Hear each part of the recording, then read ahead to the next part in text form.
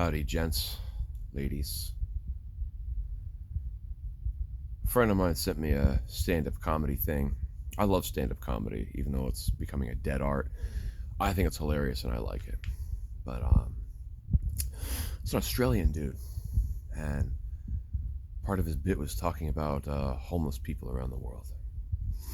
And he was talking about, oh man, the homeless here in America, they're just up and about, they're doing stuff, they're getting involved. They have a whole story, and they're gonna tell it to you about why they're homeless. And it's true. And he specifically cited California. California has a huge homeless population problem. That's what it is. It's a problem. It's not meant to be insulting toward them. It's just regarding the situation in general. It is a problem. And, we do things like in LA, we just cart massive populations of homeless from one location to another. In some cases, we take them all the way to Texas. And I don't know, that's not really a solution, but I'm not really here to talk about that. Just want a little preamble as to why I'm talking about this at 4 in the morning. Got an old leftover beer here. It's flat. Doesn't taste very good. But there used to be this homeless dude around here. I used to know about 15 years ago. I would always see him at the recycling center and over by the Shell Taco. There was a Shell gas station with a Del Taco embedded into the building, and we just called it the Shell Taco. But there was this dude. I believe his name was Marcus. He was one of those homeless dudes who he's got one of those like baby buggies attached to the back of his bicycle. Like a little it's almost like a little tarp tent thing on wheels with a clear screen on it. And it was a big one. It was a pretty heavy duty one. And he put his dog in there. Beautiful dog. It's a really big and surprisingly healthy German Shepherd. It's a male. And I talk to him all the time, it's like you go recycling or whatever. It's like, hey man, you know what? I can spare an extra trash bag full of cans.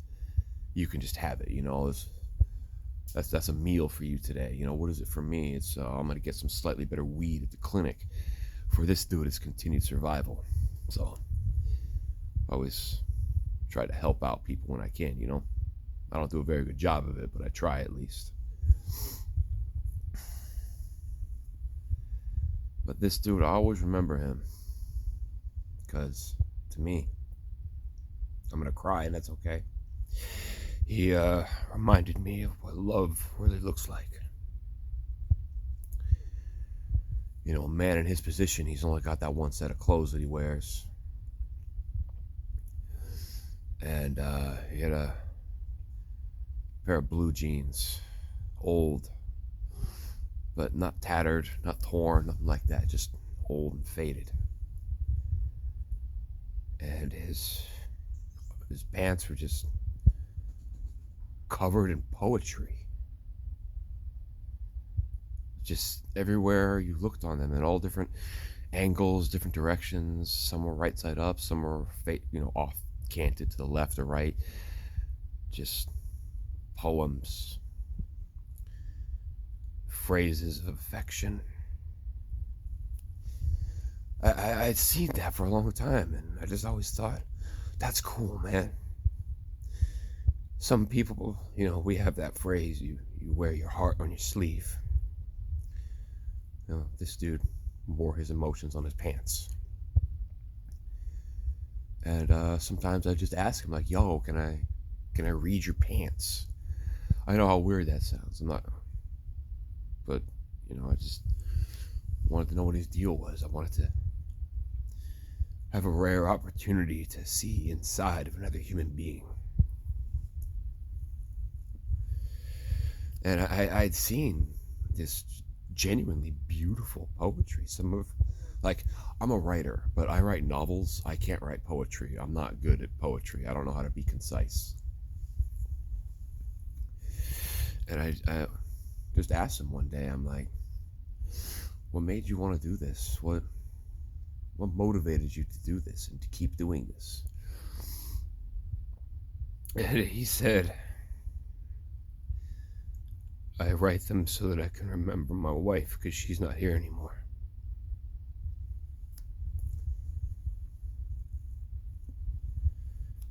I'll never forget that guy. He was a really important reminder that it doesn't matter what kind of social status somebody has. We're all human beings. We all bleed the same colored blood. And we can all hurt the same ways. It's better to look for similarities than differences.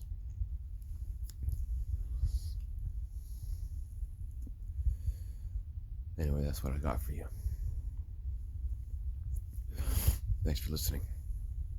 Appreciate your time. God bless.